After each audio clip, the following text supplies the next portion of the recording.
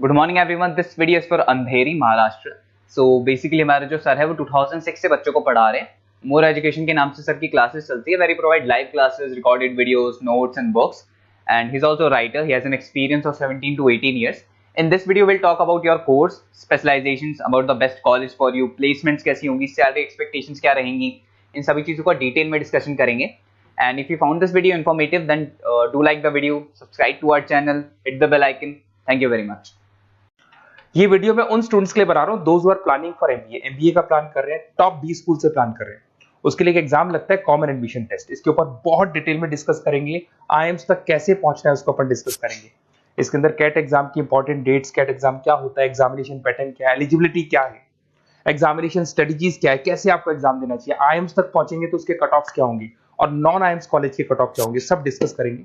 Newspaper में आया था 42% कम 2027 तक मशीनें करेंगी। तो आर्टिफिशियल इंटेलिजेंस और मशीन लर्निंग की बहुत जबरदस्त डिमांड आने वाली है। तो आप लोग एमबीए में जो स्पेशलाइजेशन चूज करेंगे, वर्ल्ड इकोनॉमिक फोरम भी ये बात बोल रहा है कि इसमें फास्टेस्ट ग्रोइंग जॉब, जिसमें आपको big data specialist, fintech engineer, AI ML, software developer 2025 से लेकर 30 के बीच में इनकी डिमांड आएगी। तो आप एमबीए में जो स्पेशलाइजेशन चूज करें उसमें ये वाले स्पेशलाइजेशन रखना, फिनटेक वाला, बिग डेटा वाला, इसकी जबरदस्त डिमांड आने वाली है। बहुत सारी जॉब्स है जो जाने वाली है, जैसे 2025 से 30 के बीच में आपका पोस्ट ऑफिस क्लर्क है, बैंक टेलर है, data entry, cashier, ticket checker. अगर आप कैशियर की बात करें, जरूरत ही नहीं है बैंक में, आप विड्रॉल भी मशीन से कर रहे हो, डिपॉजिट भी मशीन में करवा रहे हो, पासबुक अपडेट मशीन से हो रही है, तो यहाँ पे मशीनें काम कर रही है।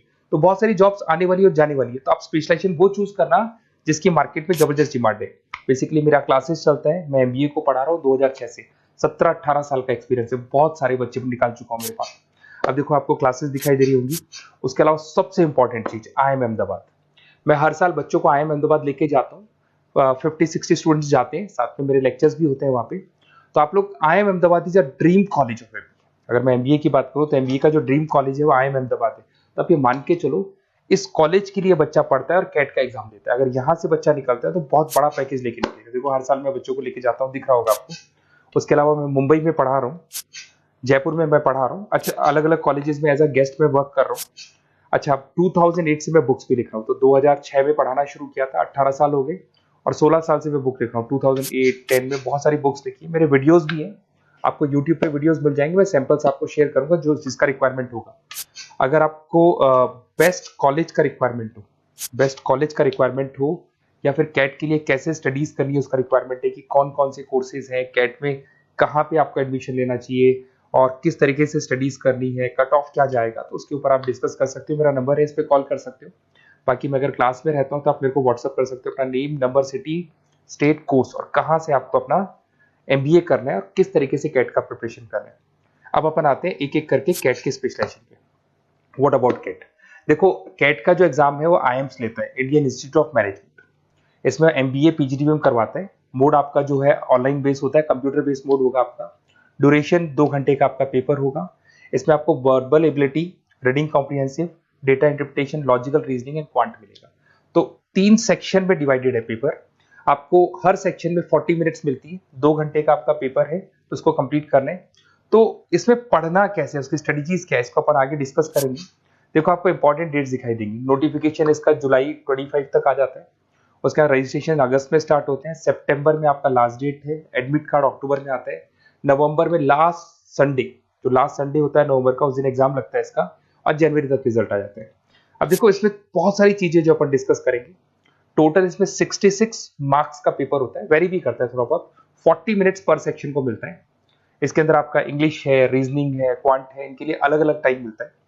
1/3 इसमें नेगेटिव मार्किंग रहती है, मतलब अगर आपने कोई किसी ऑप्शन बेस्ड क्वेश्चन को तुक्का मारने की कोशिश की तो 1/3 कट जाएगा।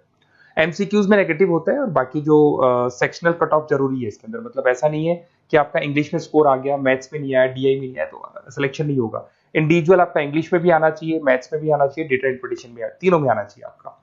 और एमसीक्यूज में जो नेगेटिव मार्किंग है एमसीक्यूज के लिए होगा, नॉन एमसीक्यूज के लिए नेगेटिव मार्किंग नहीं होता है। उसके अलावा अगर मैं एलिजिबिलिटी की बात करूं तो जनरल का अगर स्टूडेंट है तो 50% मार्क्स चाहिए। अगर आपका 50% से कम है, you are not eligible to give the CAT examination. अगर एससी, ओबीसी, रिजर्व कैटेगरी से है तो 45% आपको चाहिए।